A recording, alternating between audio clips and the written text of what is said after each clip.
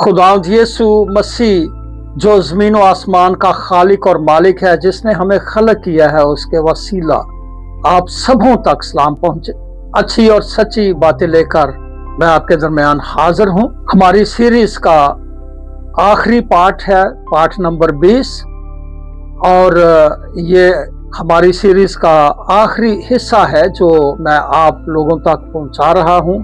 इस सीरीज में हमने बहुत कुछ सीखा, हमें बहुत अच्छे अच्छे कमेंट्स भी मिले।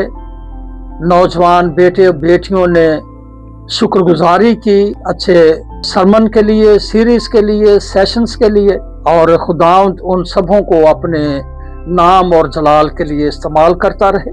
आज हमारा जो तारुफ है वो यूं है, हमें इस बात का ख्याल रखना है कि मौत और जिंदगी क्या है। बाज़ मुफक्रीन इस बात को बयान करते हैं कि मौत जो है वो जिंदगी का खुद ध्यान रखती है तब तक जब तक उसको ऊपर से बुलाहट ना आ जाए। चूंकि मौत जो है बगैर इजाजत के, बगैर किसी परमिशन के इंसान को खत्म नहीं करती, चूंकि वो खुद जिंदगी का ख्याल रखती है। सो मेरे अजीजों, जब हम इस बात को और ज्यादा गहरे में ले जाते हैं तो हमें एक बात जो है वो सामने आती है, इंतकाल। जब इंसान जो है वो इंतकाल कर जाता है तो वो कब्र में चला जाता है, जमीन के नीचे चला जाता है। लफ्ज एक ही है, इंतकाल।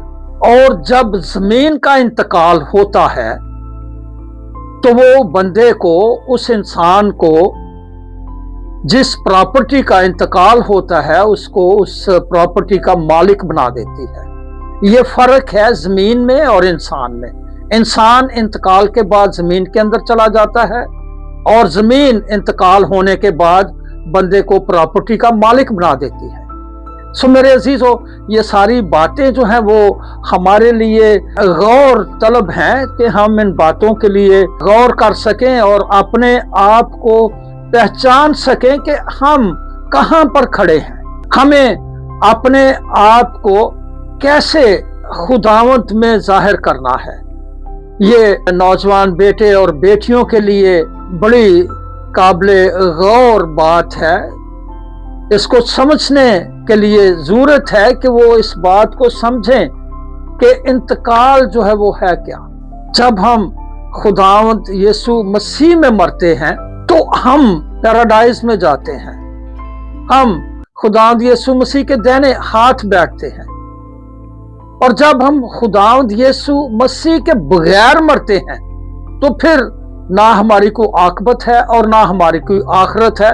आज जरूरत है कि हम अपनी आखिरत को और आखिरत को संवारें, चूंकि यही हमारे लिए मुनाफा बख्श बात है कि हमें अपनी आखिरत को और हमें अपनी आखिरत को संवारना है ताकि हम इस सारी सीरीज को बरोकार ला सकें। ये सारी सीरीज जो है, सेशंस जो है, ये हमारे काम आ सके। और अगर हम इसको नहीं करते तो फिर जो है वो हमारे लिए मुश्किल होगी, क्योंकि इसको समझना हमारे लिए ये बहुत जरूरी बात है। और जब हम पॉइंट नंबर 1 देखते हैं तो इब्रानियों 9 बाब और उसकी 27वीं आयत में लिखा है, और जिस तरह आदमियों के लिए एक बार मरना और उसके बाद अदालत का होना मुकर्रर है।